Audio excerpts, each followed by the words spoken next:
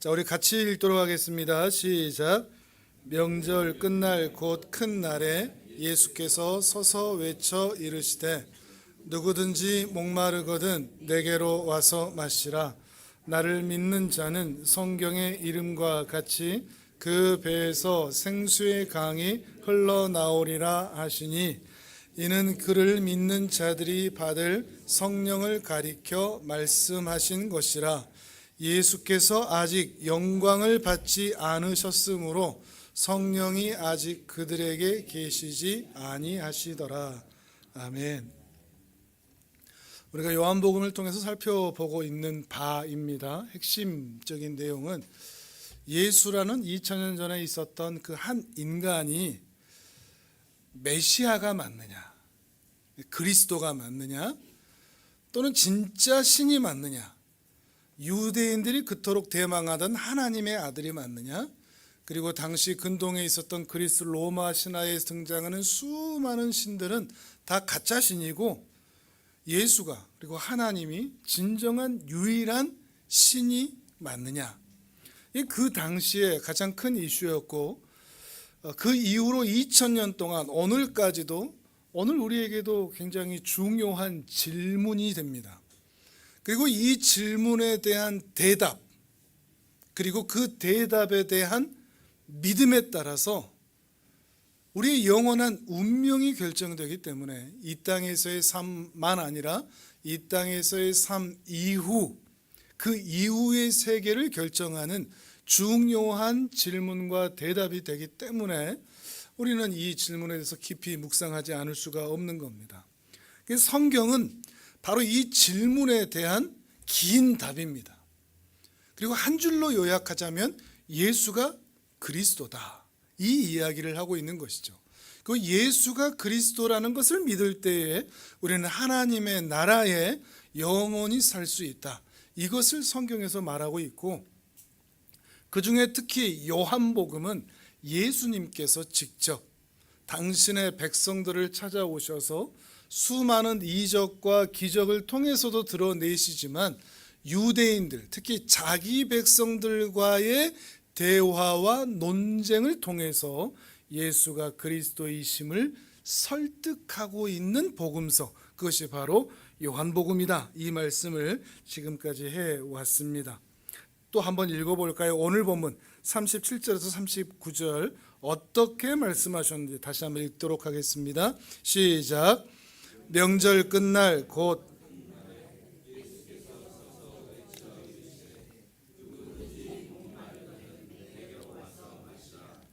나를 믿는 자는 성경의 이름과 같이 생수의 강이 흘러나오리라 하시니 이는 그를 믿는 자들이 받을 성령을 가리켜 말씀하신 것이라.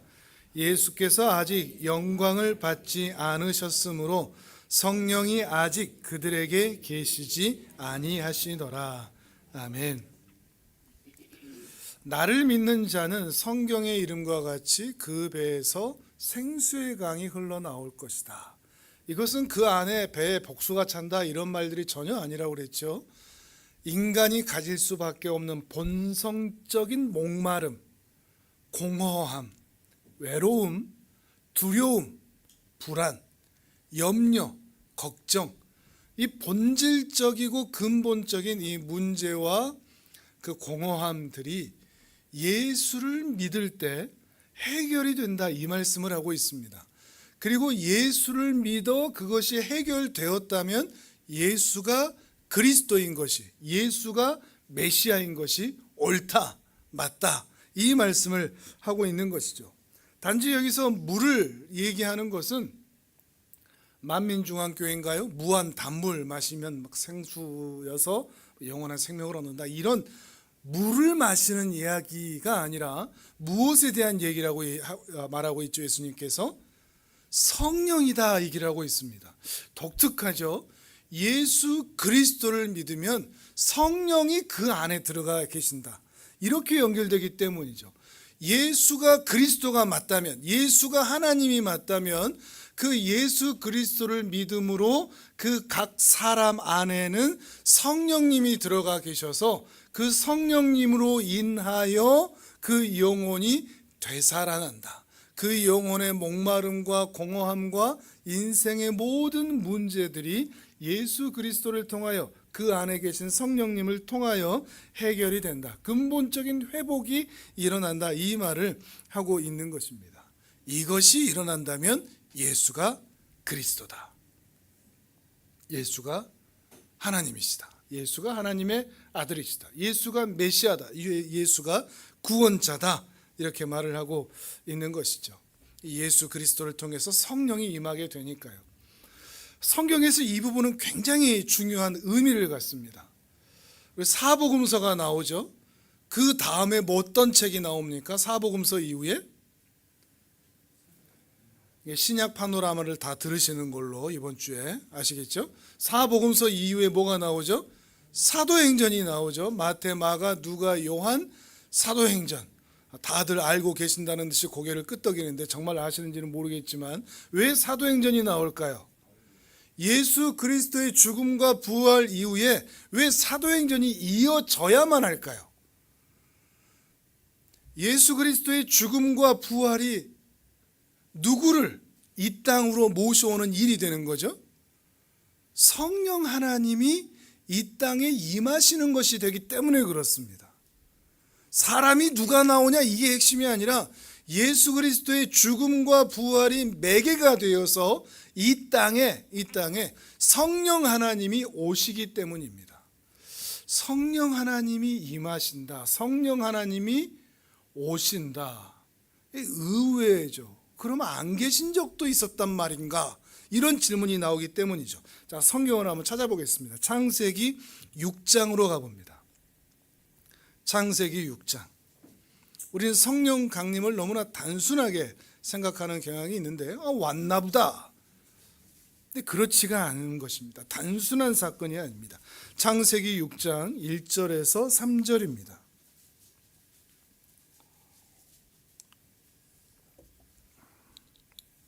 구약성경 7페이지쯤에 창세기 6장 1절에서 3절입니다.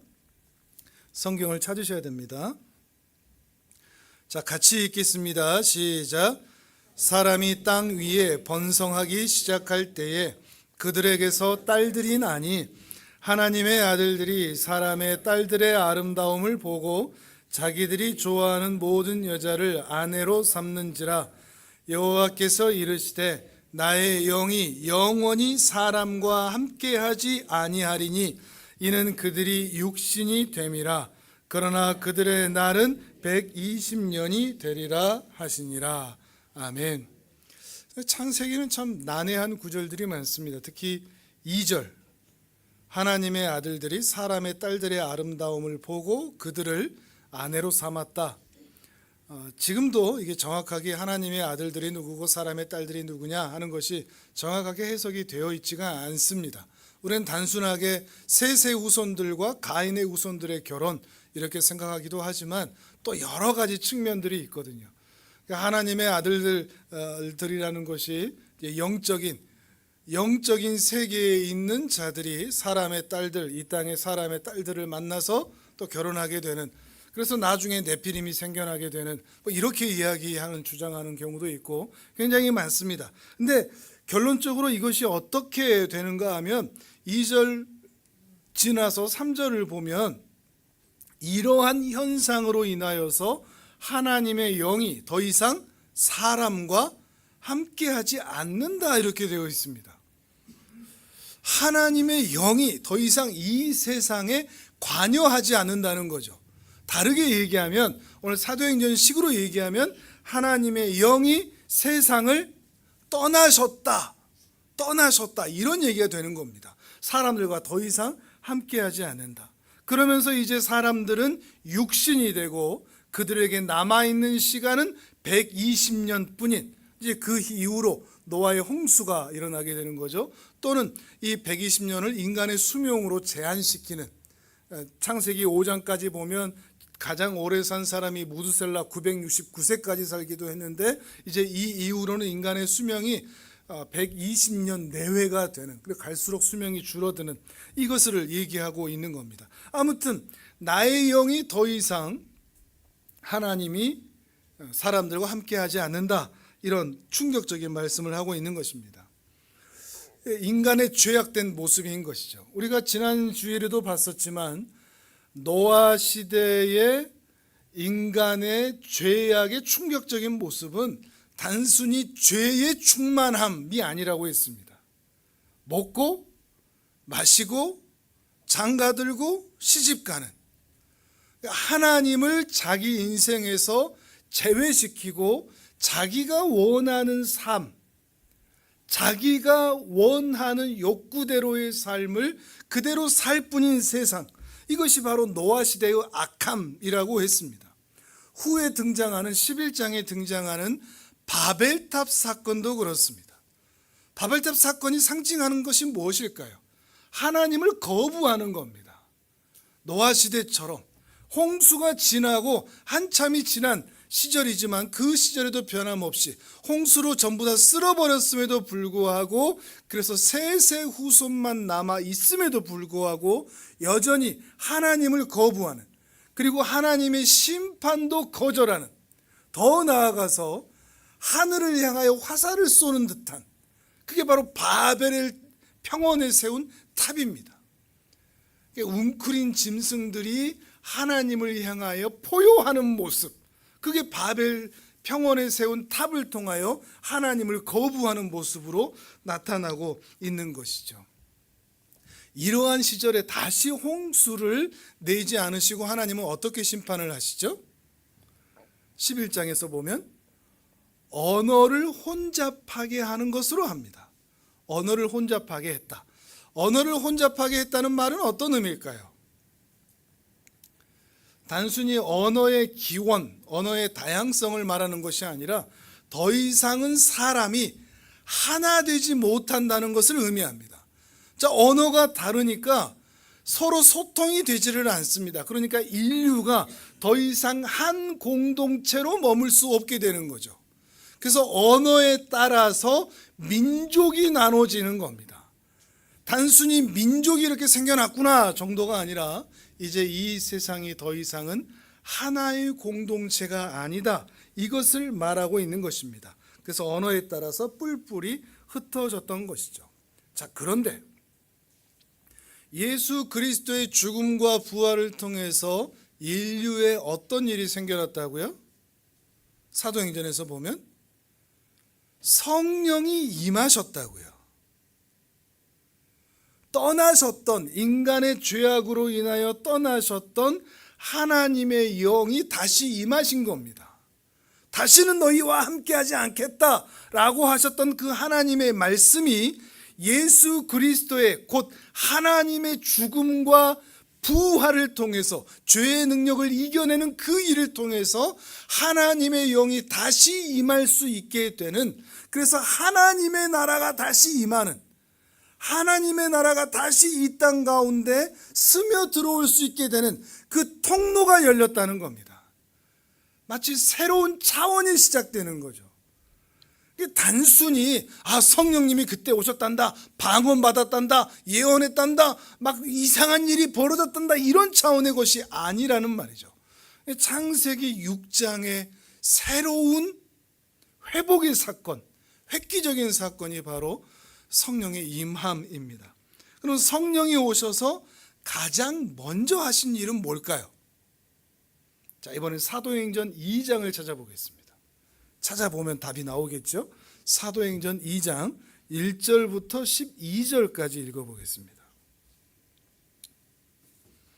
사도행전 2장 1절부터 12절입니다. 신약성경 188페이지쯤에 있습니다.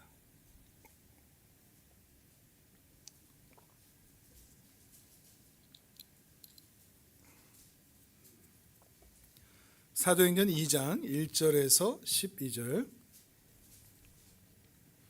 성령님이 오시고 나서 어떤 일이 생겼는가를 보십시오.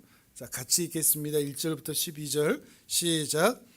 오순절 날이 이미 이르매 그들이 다 같이 한 곳에 모였더니 호련히 하늘로부터 급하고 강한 바람 같은 소리가 있어 그들이 앉은 온 집에 가득하며 마치 불의 혀처럼 갈라지는 것들이 그들에게 보여 각 사람 위에 하나씩 임하여 있더니 그들이 다 성령의 충만함을 받고 성령이 말하게 하심을 따라 다른 언어들로 말하기를 시작하니라.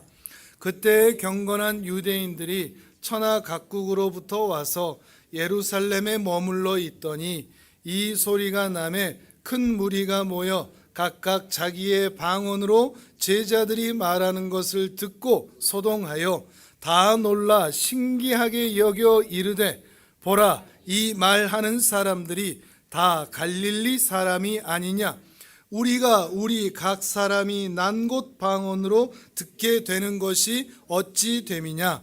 우리가 바데인과 메데인과 엘람인과 또 메소포다미아, 유대와 갑바도기아, 본도와 아시아, 부르기아, 밤빌리아, 애굽과 및 구레네에 가까운 리비아 여러 지방에 사는 사람들과 로마로부터 온 나그네 곧 유대인과 유대교에 들어온 사람들과 그레데인과 아라비아인들이라. 우리가 다 우리의 각 언어로 하나님의 큰 일을 말함을 듣는도다 하고 다 놀라며 당황하여 서로 이르되 이 어찌된 일이냐 하며. 아멘. 2장 1절에 보면 한 곳에 모였다 그러죠. 흩어져 있던 사람들이 한 곳에 모였다.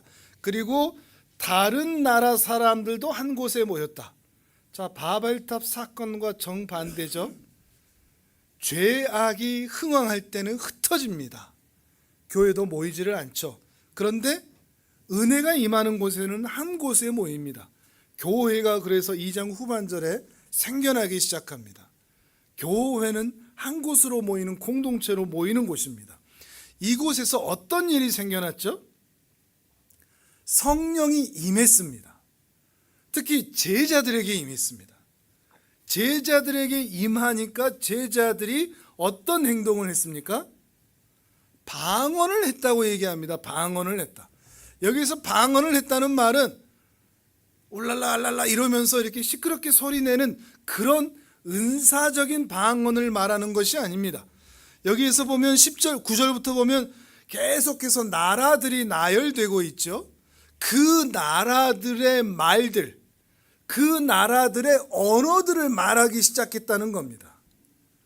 방언이라는 것이 난곳 방언이라고 그러죠. 자기 나라 말로. 그러니까 우리 표현으로 하면 중국 사람도 모이고 일본 사람도 모이고 한국 사람도 모이고 태국 사람도 모이고 미국 사람도 모였는데 성령의 은혜를 받으니까 그 제자들이 갑자기 일본 사람, 태국 사람, 미국 사람, 중국 사람 다 알아듣도록 말하기 시작했다는 겁니다. 무엇을? 하나님의 큰 일을, 곧 예수 그리스도를 통하여 역사하신 하나님 나라의 일하심들, 이것들을 제자들이 선포하는데 나라가 다 다르고 언어가 다 다른데 한꺼번에 모두가 다 알아들었다 이 말이 됩니다.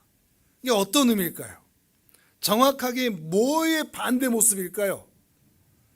바벨탑 사건의 반대 모습인 것이죠. 하나가 된 겁니다. 여전히 언어는 다릅니다. 언어는 다르지만 성령으로 인하여 하나 되게 하시니 모두가 다 복음으로 통일되고 마음이 통일되고 사랑으로 통일되는 이 역사적인 일들이 바로 이 성령이 임하심으로 나타나기 시작했다는 것이죠.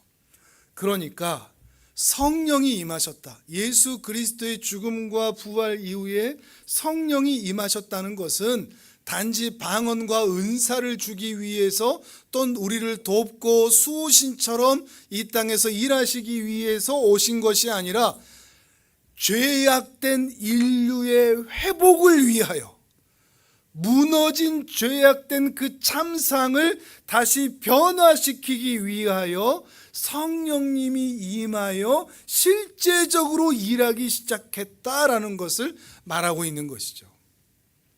조금은 부족한 편일 수 있지만 에덴의 회복이라고 말할 수 있습니다.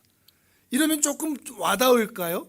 가인과 아벨을 통하여 무너졌던 그 에덴 동산에서 그 죄짓기 전에 에덴 동산, 그 에덴의 회복인 것이죠. 그런데 더 정확하게 말하면 요한계시록에 새 예루살렘으로 언급되는 새 에덴, 에덴에서의 부족함, 죄를 지을 가능성이 남아있는 그 가능성마저도 사라진 새 예루살렘, 새 에덴을 완성하기 위한 하나님 나라의 역사가 예수 그리스도의 죽음과 부활이라고 하는 통로를 통해서 성령이 임하심으로 하나님의 나라가 이 땅에 임하게 되었다는 것입니다. 그래서 예수님께서 또는 세례 요한이 회개하라, 천국이 가까이 왔느니라 라고 선포할 수 있었던 것이죠. 그리고 성령 하나님으로 인하여서 천국이 역사되기 시작하는 겁니다. 천국이 어떻게? 각 사람의 마음에서. 그러니까 예수님의 십자가와 부활은 우리는 다 2000년 전에 일어난 그때 거기 이야기로 생각합니다. 그래서 우리에게는 굉장히 멀죠. 그 옛날 우리로 따지면 초기 삼국시대, 고구려 백제 신라가 있던 초기 삼국시대, 그러니까 성경은 마치 삼국사기나 삼국유사를 대하는 것 같은 옛날 옛적의 이야기로 이해되기 쉬운데, 여기에서 성령이 언급되셔서 성령이 계속하여 사람들과 함께 있음을 통하여 예수 그리스도의 죽음과 부활의 이야기는 그때 거기서 끝나지 않고 성령의 이야기로 지금도 동일하게 일하고 있다, 이것을 드러내고 있는 겁니다. 이해가 되십니까? 성경은 아직 끝나지 않았습니다. 지금도 예수 그리스도의 은혜의 능력과 성령의 역사들은 동일하게 그때의 능력 그대로, 그때 일하심 그대로 지금도 성령님은 우리와 함께 이어지고 있다는 것입니다. 역사하고 있다는 것이죠. 근데 문제는 뭐냐? 지난 아쉬움은 뭐냐? 신자들이 또는 교회가 이러한 성령의 역사에 대해서 너무 무지하거나 관심이 없다는 것에 있습니다. 뭐에만 관심이 있죠? 예수 믿어, 천국 간다, 지옥은 안 간다, 이걸로 끝나는 겁니다. 그래서 예수님 너무 좋아요, 십자가 너무 슬퍼, 성탄절 와 박수, 이거 외에 다른 게 없는 겁니다. 근데 예수님께서 여기에서 성령을 가리키심이라 라고 얘기하심으로써 무엇을 말하느냐? 구원만 아니라 구원 그 이후를 우리에게 꺼내 들고 계시는 것이고, 의롭게 되는 것만 아니라 거룩하게 되는 것, 칭의를 받는 상태만이 아니라 성화의 자리까지 나아가게 하시는 성령의 역사로 우리를 데리고 가시는 겁니다. 이 한마디 말씀으로 나로 인하여 끝나지 않고 성령님이 오셔서 너희를 거룩하게 만들어 가실 거야. 예수 믿고 천국 가는 것으로 끝나지 않아. 주님 다시 오시는 그날까지 너희를 성령님께서 거룩하게 만들어 가고야 마실 것이다. 이것이 이 이야기가 바로 오늘 본문 우리가 함께 읽은 요한복음의 중요한 내용이라는 것입니다. 그러니까 사도들은, 제자들은 모두가 다 예수 믿으세요만 말하지 않고 성령으로 충만하라, 이 이야기도 함께 했던 것입니다. 이 무게가 같은 무게여야 합니다. 복음서와 사도행전의 연결성이 우리에게도 그대로 나타나야 하는 것이죠. 예수님만 믿으면 돼요, 하나님의 은혜만 받으면 돼요로 끝나지 않고 오늘 내가 살아가는 여기 이곳 지금 성령의 은혜와 능력으로 나는 오늘 충만하여 있는가? 2000년 전의 믿음의 사람들 모습 그대로, 또는 복음의 역사가 아직 나타나기 전에 소망만을 안고 살아가던 그 구약의 선배들 그대로 나도 오늘 동일한 믿음으로 성령의 은혜로 살고 있는가 하는 것입니다. 자, 에베소서 5장 16절 말씀 읽겠습니다. 화면을 보겠습니다. 자, 지금부터는 이제 화면에 띄워드리겠습니다. 에베소서 5장 16절에서 18절입니다. 같이 읽습니다. 시작. 세월을 아끼라. 때가 악하니라. 그러므로 어리석은 자가 되지 말고 오직 주의 뜻이 무엇인가 이해하라. 술 취하지 말라. 이는 방탕한 것이니 오직 성령으로 충만함을 받으라. 아멘. 주의 뜻이 뭐라고요? 성령 충만을 받으라. 예수 믿으라가 아닙니다. 거기서 끝나지 않는다고요. 성령으로 충만함을 받아 이 악한 세상을 살아라. 술 취하지 말라는 것은 단순히 먹는 술만 얘기하는 것이 아니라, 그렇다고 술 마셔도 된다는 말도 아니라, 술로 대표되는 세상의 것에 충만하지 마라 이 말입니다. 세상의 것을 만족하며 살지 마라. 마치 노아 시대의 악함처럼 먹고 마시고 시집가고 장가들고 이것에만 매여 살지 말고, 일상에 매몰되어 살지 말고, 그것으로만 충만해 살지 말고, 술 취하지 말고 오직 이 악한 시절에 성령으로 충만하여 살아가는 자가 되라. 이런 말씀이 되는 것입니다. 그러니 이 성령 충만은 주님의 말씀을 우리가 생각해 본다면 높은 영적 수준에 있는 사람만 받을 수 있는 것이 아닙니다. 나 같은 사람도 이제 막 예수님 믿고 죄 지은 것도 많고 실수한 것도 많고 실패한 것도 많은데, 나 같은 사람도 성령님이 내 안에 충만히 계실 수 있을까? 안 되겠지, 안 오시겠지, 미워하시겠지, 싫어하시겠지? 아닙니다. 그렇지가 않다는 말입니다. 또 반대로 나는 그래도 죄도 많이 짓지 않고 평생토록 모태신앙으로 어렸을 때부터 교회도 다녀오고, 내가 방언도 하고 내가 교회도 세우고 업적도 있고 내 기도도 하고 이랬으니까 나는 영적인 사람이어서 다른 사람들을 못 보는 걸 봐. 이거 방송에서 듣던 말인데, 이런 말. 영적인 사람이어서, 신령한 사람이어서 나는 다른 사람이 못 보는 걸 보고 못 알고 있는 것을 나는 알아. 이렇게 교만할 이유도 없는 겁니다. 왜요? 성령 충만은 소수만을 위한, 특출한, 출중한 소수만을 위한 것이 아니라 모든 신자, 특히 그리스도 예수를 믿는 그리스도인에게, 모두에게 주어지는 하나님의 선물이기 때문입니다. 몇 사람만의 특권이 아니라 모든 이에게 주시는 선물이 바로 성령 충만이라는 거죠. 모든 이에게 주셨는데 왜 우리는 오늘 성령 충만하지 못할까요? 당연히 이유가 있죠. 지난주에도 봤었죠. 창세기 3장 6절입니다. 화면을 보겠습니다. 같이 읽습니다. 시작. 여자가 그 나무를 본즉 먹음직도 하고 보암직도 하고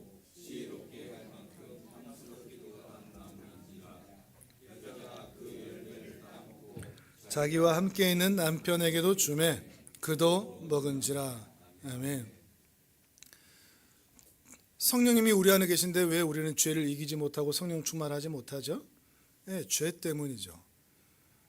먹음직도 하고 육신의 정욕, 보암직도 하고 안목의 정욕, 지혜롭게 할 만큼 탐스럽기도 한 이생의 자랑, 세상으로 인하여 하나님으로 만족하지 못하고 세상의 것을 갈망하는 그 마음, 그게 바로 죄라는 것입니다.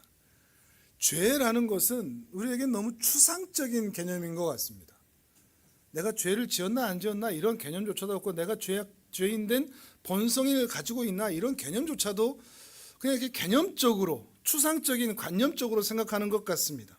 죄는 그냥 우리 일상입니다. 나의 일상입니다. 죄는 곧 나입니다. 완전히 예수 그리스도를 통하여 그 다시 오시는 날에 우리가 주와 같기 전까지는 죄는 나의 일상입니다. 죄는 나의 속사람입니다.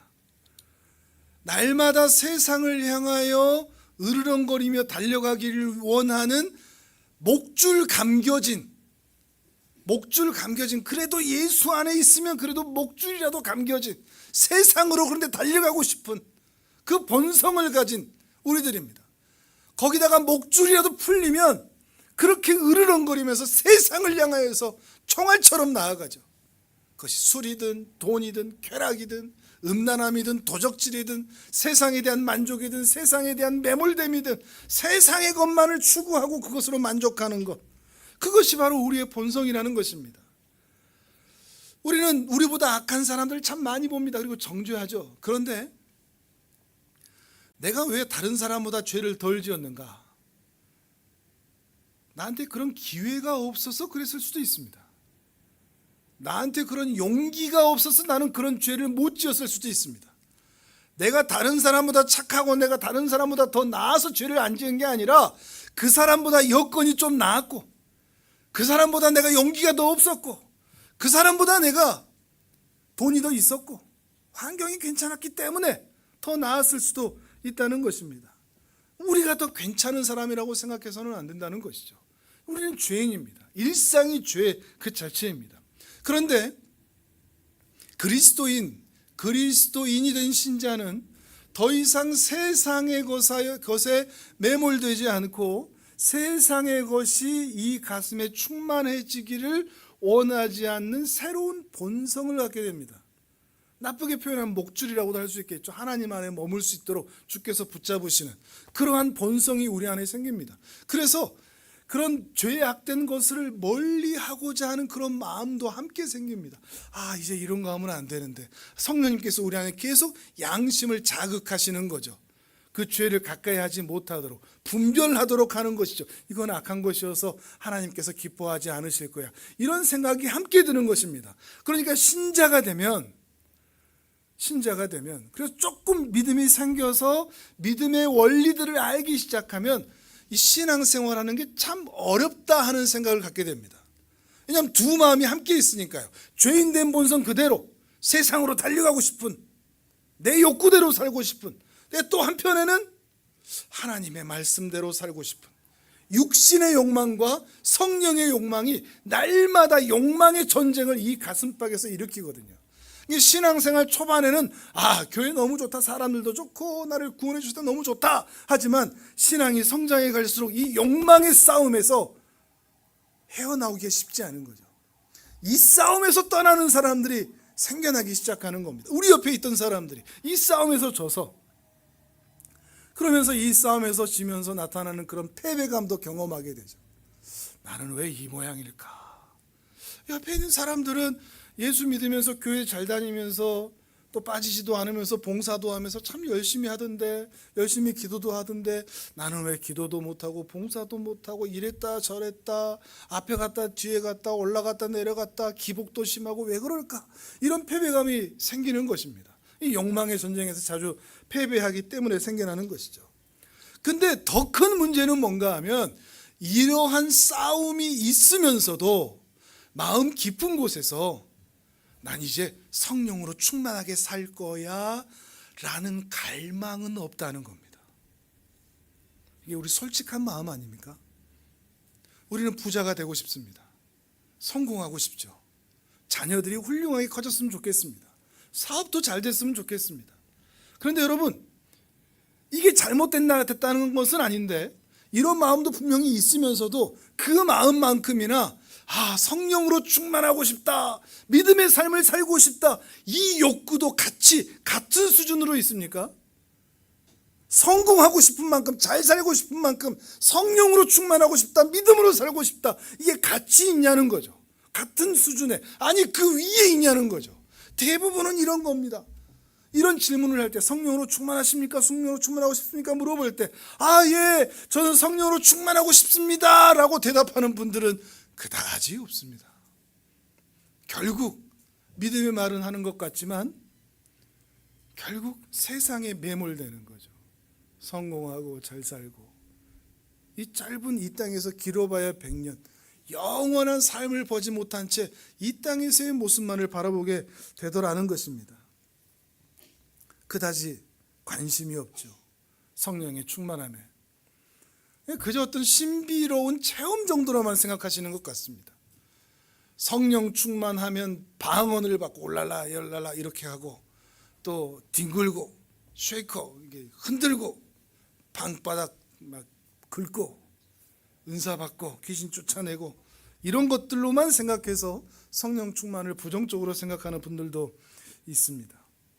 이렇게 우리에게 본성처럼 붙어있는 이 죄악으로 인해서 그리고 이 성령 충만에 대한 무관심으로 인하여서 우리 한국교회 현재 생겨난 현상이 있습니다. 그건 영적 침체입니다. 지금 현재 하향 평준화가 되어버렸습니다. 우리 부모님 세대, 할아버지 세대, 선교사들이 와서 전하던 그 세대에 비교하자면 하향 평준화가 되어버렸습니다. 사모함이 없는 거죠. 여전히 예배도 드리고 교회도 있지만 그 안에 정말 성령의 충만함으로 세상에 만족하지 않고 하나님으로 만족하는 믿음의 사람들의 모습을 찾아보기가 쉽지 않은 것입니다. 어떻게 하면 좋을까요? 어떻게 해야 우리 한국교회 그리고 우리 신자들 다시 살아날 수가 있을까요? 열심히 하면 될까요?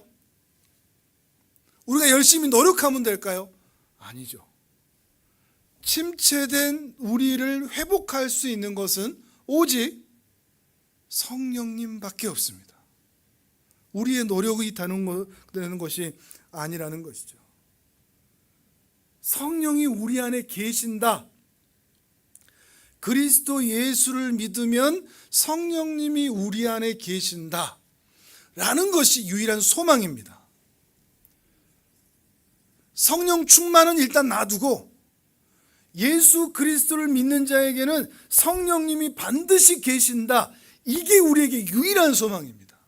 그 성령님이 어떻게 일하여 주시기를 바랄 수밖에 없는 것, 이것밖에 없는 것이죠.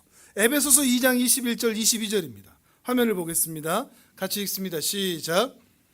그의 안에서 건물마다 서로 연결하여 주 안에서 성전이 되어가고 너희도 성령 안에서 하나님이 거하실 처소가 되기 위하여 그리스도 안에서 함께 지어져 가느니라. 아멘.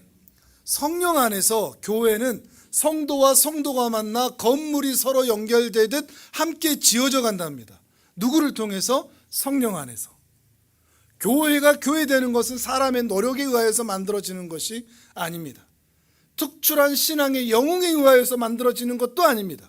기도 잘하는 사람 많이 있어서 되는 것도 아니고 헌금 많이 하는 사람, 봉사 잘하는 사람, 똑똑한 사람들에 의하여서 되는 것도 아닙니다. 성령 하나님께서 그 공동체 안에 계실 때 그 각 사람을 연결하여 건물로 함께 지어지도록 만들어 간다는 것입니다. 근데 성령님께서 전적으로 주관하지 않으면 교회도 신자도 침체 가운데 빠질 수밖에 없는 것이죠.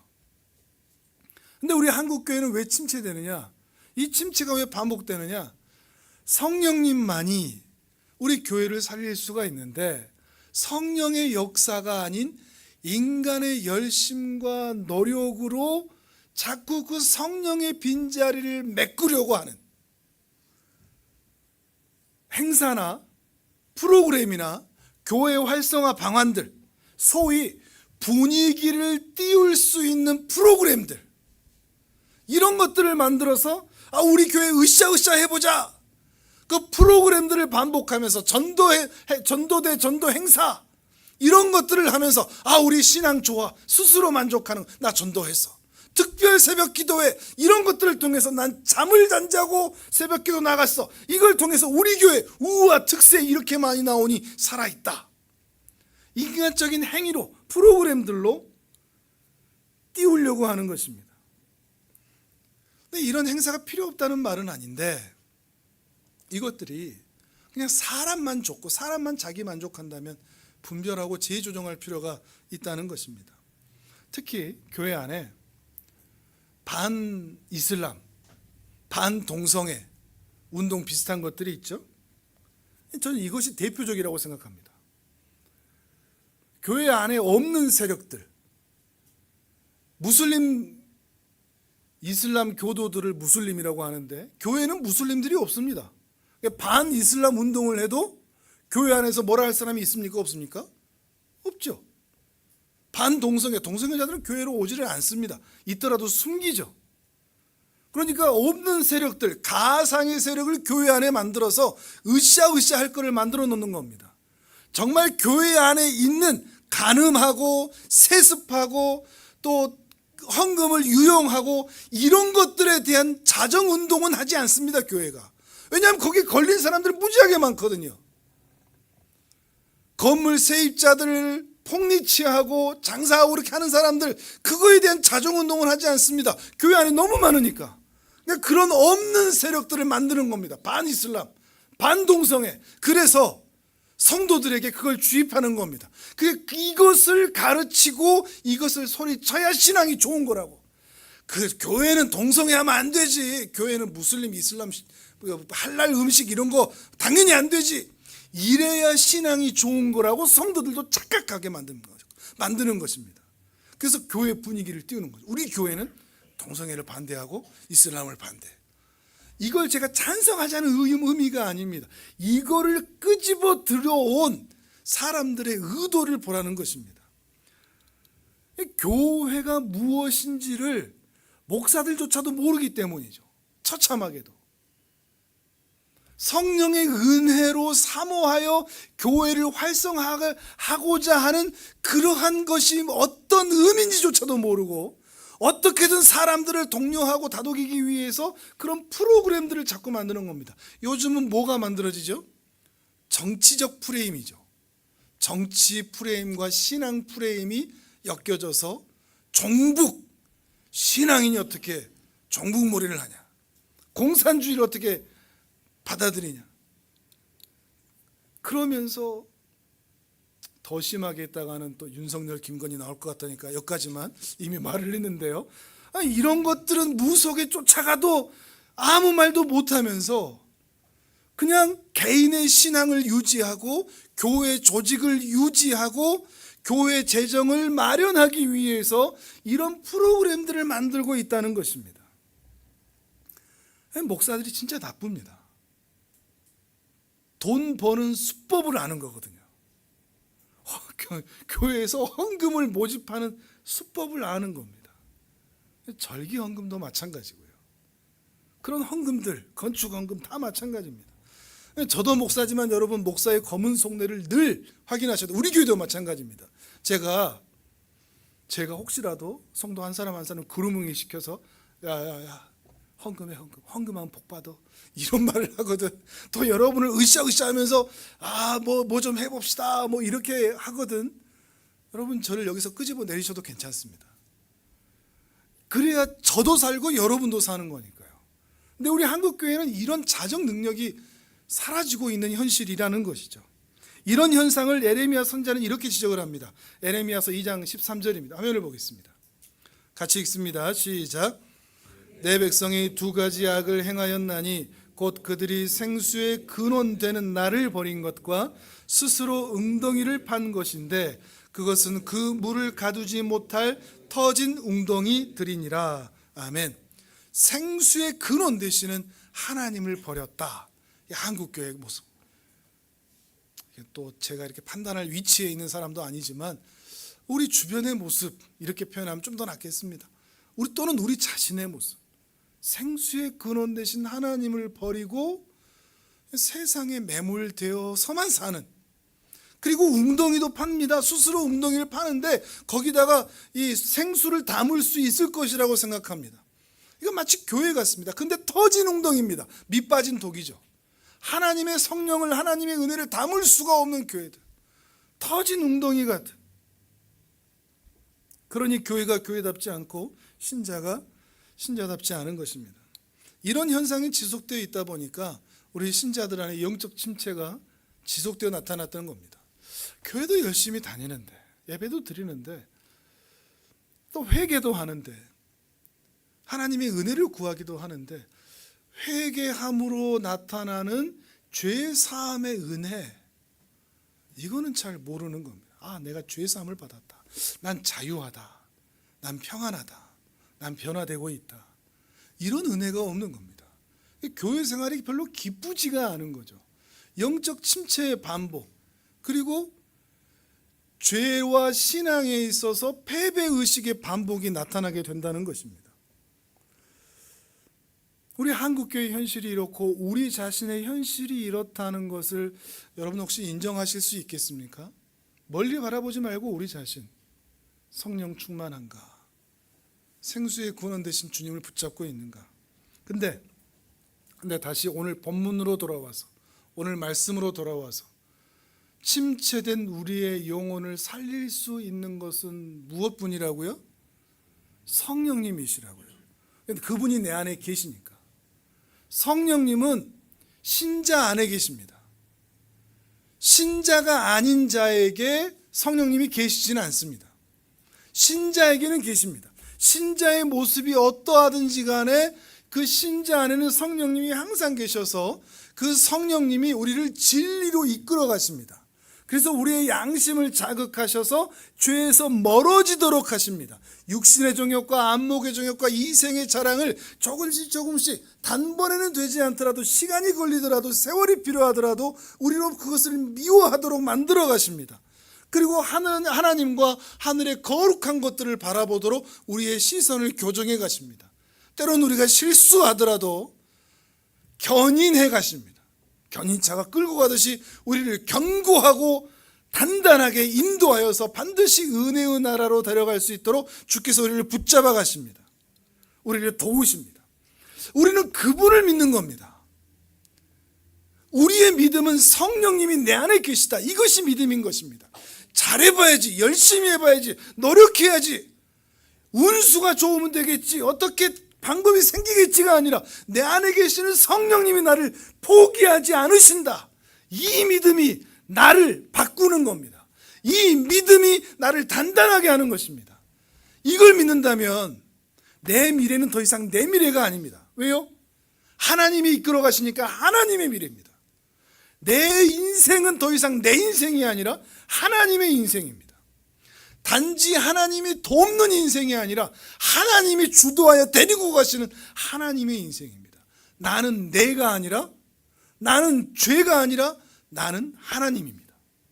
하나님이 항상 나와 함께 계시니까, 그분이 내 안에서 나를 이끌어 가시니까 말이죠. 다만 우리가 오늘 바라고 싶은 게 있습니다. 그것은 신자에게는 반드시 성령의 내주하심이라고 표현을 합니다. 항상 함께 계신다. 성령이 내주하시는데 이 차원에 머무르지 말고 성령의 충만하심의 차원까지 올라갔으면 좋겠습니다. 신앙의 체계가 차원이 다른 거죠. 그냥 예수 믿으니까 성령님이 그냥 안에 계신다 하는 것과 성령으로 충만한 것과는 다르니까요. 자, 오늘 다시 한번 오늘 본문을 보겠습니다. 성령으로 충만할 수 있는 방법이 있습니다. 요한복음 7장 37절 39절 같이 읽습니다. 시작. 명절 끝날 곧 큰 날에 예수께서 서서 외쳐 이르시되 누구든지 목마르거든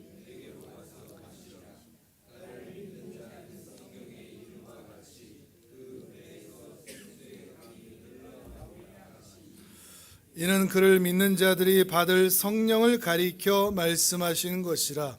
예수께서 아직 영광을 받지 않으셨으므로 성령이 아직 그들에게 계시지 아니하시더라. 아멘. 자, 질문. 누가 성령 충만할 수 있을까요?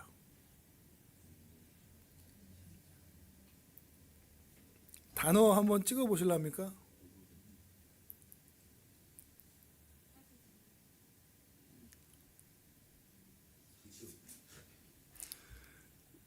제가 말씀드릴게요. 목마르거든입니다. 목마르거든. 목마른 자.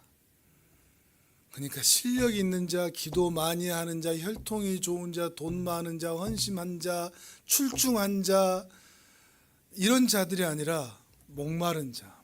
목마른 자라는 것은 어떤 의미죠? 없다는 거죠. 내세울 게 없는 겁니다. 요한복음의 말씀, 마태복음의 산상수훈의 말씀대로 한다면 심령이 가난한 거죠. 심령이 가난해서 하나님 앞에 보여드릴 게 하나도 없는 겁니다. 실패한 거죠. 실패한 자입니다. 성령 충만은 잘난 자들의 것이 아니라, 잘한 자들의 것이 아니라 실패한 자들의 몫입니다. 실패한 자들에게. 그래서 하나님 앞에 나와서 은혜를 구하는 자들이 성령 충만할 수 있다는 겁니다. 이런 목마름을 가끔씩 성도님들에게서 보기도 합니다. 안타깝지만 모든 성도님들이 예배 나오지만 성도님들이 예배 나오지만 모두가 다 목말라 있는 것은 아닌 것 같습니다. 근데 어떤 분들은 참 목말라 합니다.